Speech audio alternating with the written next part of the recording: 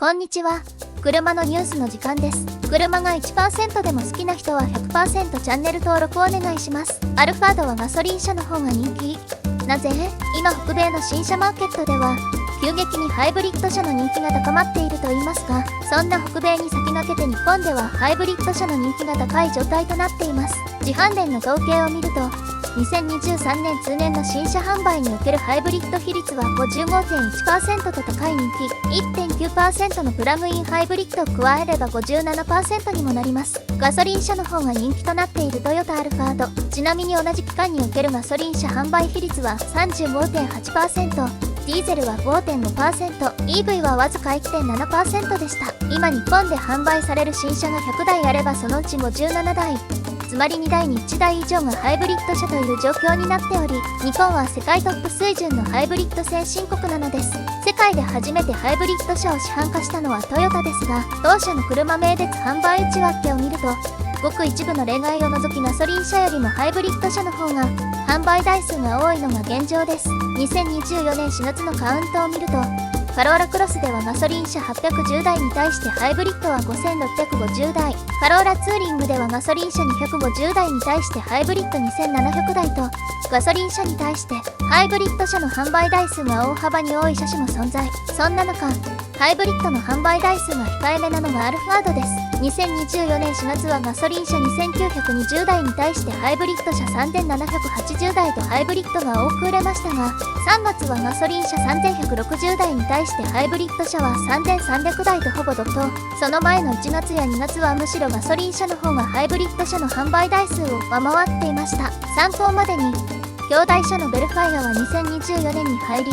ガソリン車がハイブリッド車の販売を上回ったことはありません。少なくともガソリン車の2倍強、多い時には6倍以上もハイブリッド車を販売しています。トヨタの中でも例外的にアルファードはハイブリッド車の販売比率が低いのですが、それは一体なぜなのでしょうか。理由はいくつか考えられますが、まずはガソリン車とハイブリッドの価格差が大きいことが挙げられます。例えばヤリスクロスだとガソリン車とハイブリッド車の価格差は40万円に満たず、カローラクロスだと35万円。これはお買い得感が高い。ハリアーでも約63万円となっています。いずれも消費税込み。しかしアルファードではガソリン車とハイブリッドの価格差が80万円もあり、これはかなり高い設定と言わざるを得ません。いずれもガソリン代でその価格差を取り戻すのはかなり難しいですが、アルファードでは特に割高感を感じるのではないでしょうか。もちろん燃費だけでなく、モーター走行による滑らかさや静粛性、そして快適性、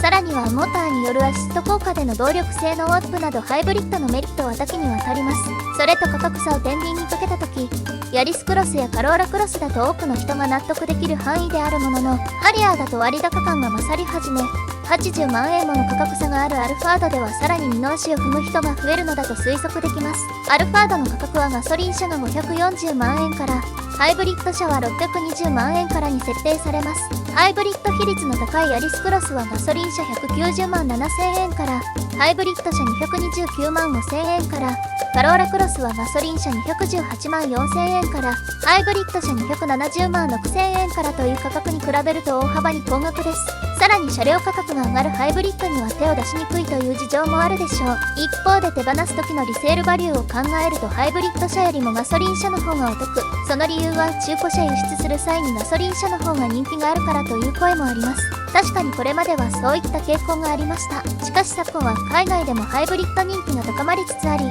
必ずしもそうとは言えないようです。ところで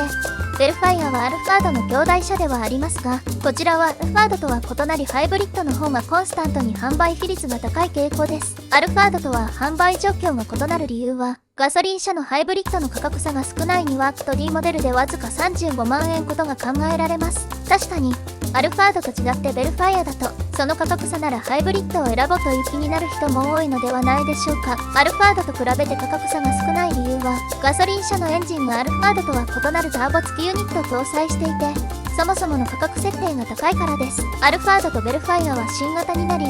そういった部分でも差別化を図っているのが面白いところだと言えるでしょう。皆さんはどう思いますか？コメントで教えてね。チャンネル登録必須です。それでは皆さんのコメントを紹介していきましょう。残価設定ローンで買う？ような人が多いからかもね。記事にもあった中古車としては海外ではガソリン車が有利だとしたら、ガソリン車の残価割合が高まること。また、例えば普通の購入ローンでボクシーの月々の支払い額と比べて残価設定ローンでアルファードのガソリン車ならば同じくらいの額でいけますよ。的なセールスも多そう。ハイブリッドだとこれらの理屈が成り立たなくなるのかな。アルファードとかを買う気がないから詳しくは知らないけど、ギリギリの支払い能力で何とかアルファードを所有した一手人の割合が多く、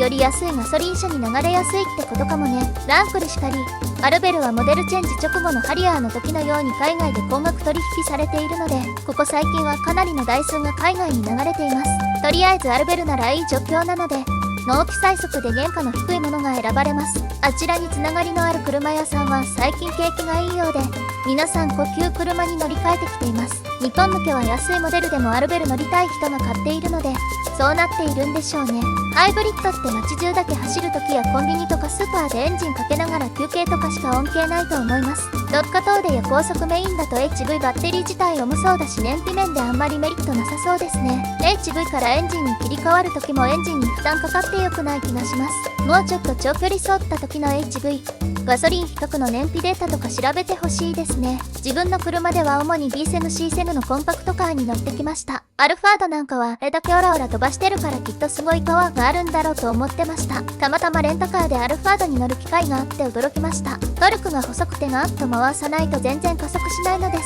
これではまるで大きな軽自動車ではないですが、これはたまたまレンタカーだから最低グレードなだけで、普通の人はみんなハイブリッドでトルクを補って快適に乗っているに違いない。バカ高い金を払って罰ゲームのような車に乗る人がいるとは思えないと考えていましたが、違ったんですね。記事にあるような車両価格の差もありますが、ヤリスクロス、